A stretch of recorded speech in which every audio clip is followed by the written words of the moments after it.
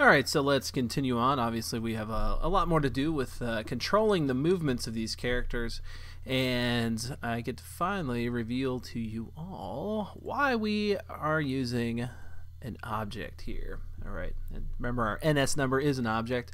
It's because I want to put in a line like this. And by the way, I am just in the handle swipe down method. We're going to do the same thing for all of our handle swipes. Alright, so we're going to write character and then perform selector at selector. That's still going to end up being this same method right here, so you can just paste that on in. Do a colon after it because we're going to pass in a parameter, and you do have to specify that colon if you're going to pass in a parameter using this. And now we're going to put in this right here. Okay, let me move this off to the side temporarily so you don't have to worry about it. And then after delay is going to be, for right now, let's just put in our variable place and then multiply it by 0.25. Okay, and of course we're going to replace that with a property from the property list in just a moment. But this right here will do exactly what we had before, and let me bring that back. There's really not too much of a change to it, but it's just delaying how quickly the following characters react to that movement. So let's go ahead and take this same line now, and we'll paste it up here. Of course, we want to then put that in there. And would you believe later on we're going to be even doing another if check inside of this else statement to see if this used, or basically, yeah, if the following delay is even going to be a part of the action. But for right now, let's just test things one at a time. And there we go. Doing a lot of copying and pasting.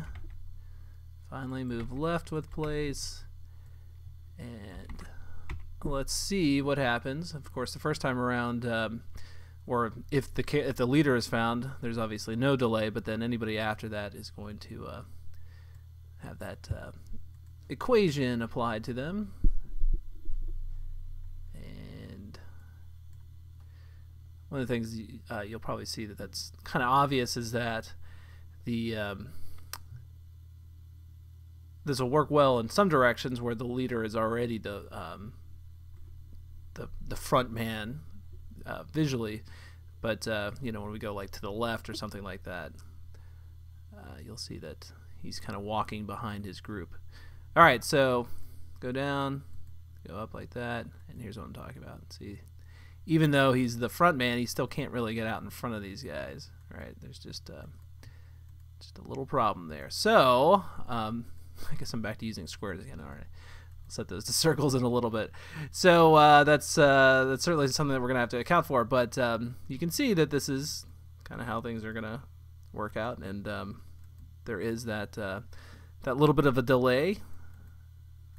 So let's fix it further. All right, so now let's head over to our character class and go over here to the header file. What I'm going to need to do is kind of narrow down who is the leader, obviously, and if they're not the leader, basically create an ideal position for them. All right. Now remember, I don't want these characters to kind of immediately swing into a perfect line. All right. I want to kind of them follow the leader naturally. Okay. So there is that little delay, and then they've got to shift themselves subtly into a line, or a column, whatever it's going to be.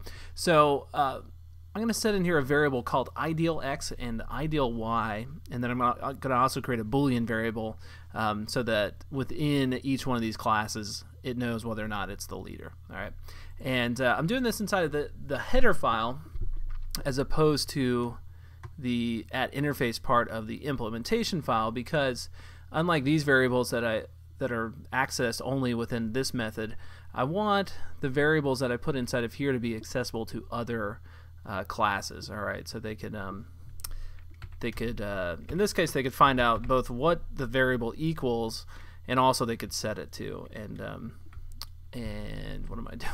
What am I writing that? I need to put in here property, non-atomic. That just has to do with multi-threading or something or other. I can never remember. And then put in here assign, and this is the important one. So another option could be something like read only, read write, assign. So that means that our level class could give this a value, and then we're just going to put in here int ideal x, and let's go ahead and copy this same line over here, ideal y. And let's throw in one more. Not sure why that error is showing up there. Bool. And then we'll just make this one be the leader. So if this equals yes, this particular instance of the class is going to be the leader. And then if not, you're obviously just a follower. All right. And while I'm over here, let's go ahead and just put in here a declared method called make leader, and then we'll step over here to let's go to the very bottom of our implementation file and just write in here pragma mark leader stuff. If I remember right, we might even have a demote leader method, but I can't remember if that made it into the final project or not. I do remember thinking I'll probably have a demote leader. All right, so make leader. Now, this is kind of interesting. When, well, let's just write it up. The leader equals yes. Okay, we should see not an error, but a warning, I believe. Or an error. There it is. It says use of undeclared identifier, the leader. Did you mean? And then it says underscore the leader. Well, yeah, that is the correct bit of code there. But why it is... why is that? This is not something that I've gotten 100% used to yet. Coming from the Cocos 2D world, I didn't have to declare my my variables like this, or I didn't have to use this kind of protocol or whatever, where the properties that are declared for other classes to access get this underscore put in front of them when you're within that particular class. Okay, so if we wanted to reference our ideal x in here, we're going to put underscore ideal x. And I did a bit of when I realized I had to do that, I did a bit of researching and stuff like that. And the examples, if I were to kind of explain them in the video here, I think they would make less sense than if you just go out there and you Google something like, why do I have to put the underscore in front of those? Just know that that's how it's done, and otherwise you'll get that simple error message that pops up and tells you otherwise. But oddly enough, when we're outside of this particular class, we just put the leader when we want to access it. So for example, we can go over here in just a moment and test that out. But prior to that, let's come up here and I'm just trying to find setup characters. Okay, so leader, and actually at this point, because there's nothing more in that in this method other than setting that variable, this would really be no different than writing something like leader dot the leader equals yes. Oops. Oh, there we go. So we could do that as well right here, but if I remember right, we do have something more to do inside of that method. But so let's just keep that as is, and then it gives us a little bit of flexibility for later. But you could test that, or I mean, you could set that, and you could also test it too. You could say something like if leader equals yes. So you can perform an if statement now using that. All right, so all this comes down to our update method, because that is where we're going to put in here some sort of where we're going to pass in the ideal x and y position of the leader, so that our followers kind of get into that formation. So what we have so far is fine. We're going to work inside of our self.paused equals no statement, and we're going to say if character equals leader, and remember right now we're enumerating through every one of our characters inside of here. So it should find the character first. In this case, it's actually alright if it doesn't. But later on, we'll make sure that our leader is always the first sibling to be found. And now, if well, here, put a little note that says, put something in here later. Otherwise, what I could do is just put if the character is not equal to the leader. But we are going to put something in there later. I just don't want to get into it right now. Else, then we're going to say character.ideal x, and again, see I don't use the underscore there, equals leader.position.x, and then we'll do the same thing here, character.ideal y equals leader.position.x. And if you're kind of curious what's going to come in here later, is we're going to eventually just test to see if any leader has been found in the update method, and if not, then we're going to step outside of this block and we're going to basically assign a new leader if there is a follower. Okay, if there's not a follower at that point, then the game's over. Alright, so we've got this. We're passing in this value, or I'm sorry, we're passing in this value to this instance of the class, and we'll do something with that in the update method. Alright, give yourself a little bit of room to work here because you're probably going to need it. We're going to be putting if statements inside of each of these conditions, and the first one here is going to be if self.position.x is less than the ideal x position, then and you're not the leader equals no, then we're going to speed you up just a little bit on the x-axis, okay, to basically get you toward that ideal x position. Now think about it. Suppose your leader in the chain is going to be going upward, okay, so you're incrementing upward on the y-axis, all right, that's where your speed is getting applied to. And we're seeing if your x position is just kind of too far over here, all right, your ideal x is less than, okay, so that's where the position is. You're over here, but the chain is going up this way, right?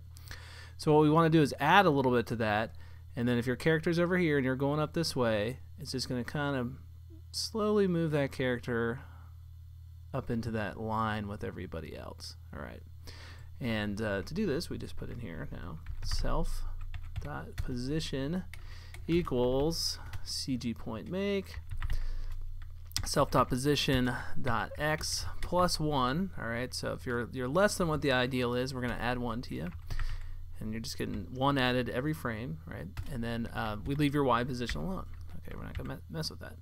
And let me just tighten these lines up a little bit because we're going to put another else statement right below that one, and we're just going to write else if, and then just do the opposite. So if you're actually greater than the ideal x, then we're going to subtract 1 from you, and we can do the same exact thing if didn't like what I put there if you're going down too. All right, because both for the up or the down, we don't really care about we're not adjusting the y position at all, just dealing with the x.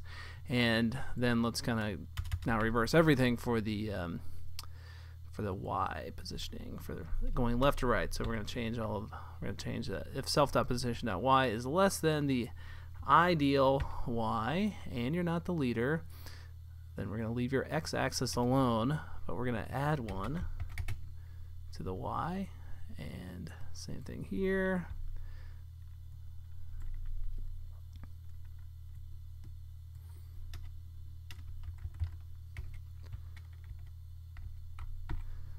Okay, and I think we got everything. Y.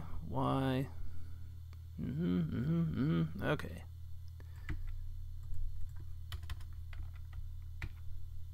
And before we test, let's go back and set these two circles, because depending on the follow delay, if you just have a square, when the physics are kind of colliding with each other, what can happen is basically the two squares just, or a square hitting another square is just going to push the initial one over a little bit. So that's not really what you want. And ideally for these collision shapes, circle is always going to work best.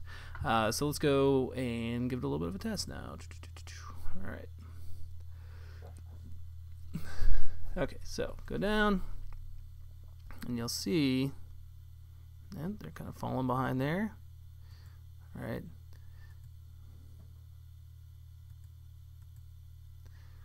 And one of the things that we're going to address when we have the characters stop is how to kind of put these put them better off into a line, right? Because at least for right now, everything's okay when we're going kind of this direction and this direction, but well, I guess that direction's right too. It's we do have a problem when we're going up, because that's our leader and he's kind of pushing into all those other people. But we're getting there. And by the way, if you see a little bit of an overlap here, it's because I actually realized something about when I created the circle boundary for the or just the green line around this is not actually the true representation of the circular physics body. It's correct on the diameter is right. Okay, see, that's correct, but my ellipse is getting applied inside of a rectangle, whereas the physics body is in a perfect circle. So we should actually go ahead and just fix that real fast. Let's go back over here. Find there it is, the else statement that sets up the create with ellipse in rectangle. I'm just going to paste this line in for you.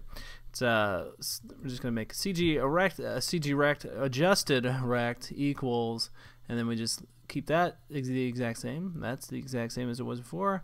That's the same, but this will be the width. Okay, so basically we're just taking the width and putting it in there for the height as well, so it's a perfect circle.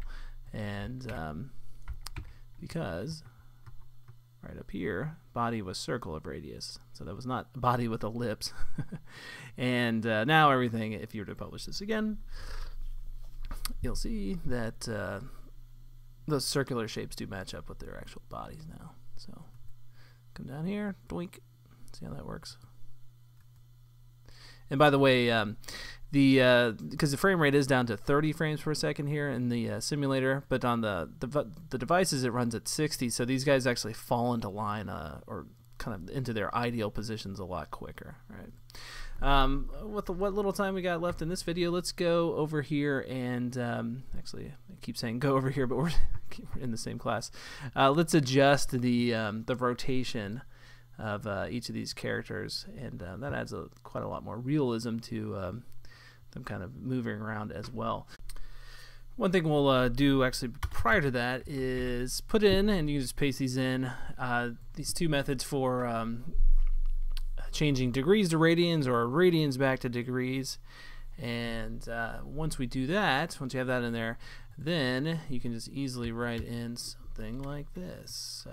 Character dot z rotation is going to equal degrees to radians, and if we're moving left, it should be negative 90. Okay, and let's go ahead and just put these in real fast for all the other ones. Actually, if you're moving down, I think we're back to 0. So let me check them, make sure I got them all right. All right, so if you're moving right, we're going to go 90. If we are moving up with play, yeah, moving up, that'll be 180. And then, yep, sure enough, this just goes back to 0. But of course, you do need to put that in there because these other ones could have been adjusted, and then you'll want to go back to 0. And these methods all have a lot more to them later on once we're running through different textures and things like that. But for right now, let's give this a test as is before we start encapsulating things in else if statements or else statements, whatever. And all right, so that obviously did not work that well. Okay, well, that's moving down. Sorry, that's why that's happening. Okay, but the other ones are moving correctly. So we just need to swap out that with the 180. I'm checking my notes later. I'll have to remember that I don't have these two methods written in the same order. All right, so now there we go. So now he's going up, down. You can see how that little change in the or that delay takes place with obviously the rotation too, which kind of looks good. So it's sort of like, hey, wait, we're going left now? No, wait, we're going right? All right, cool.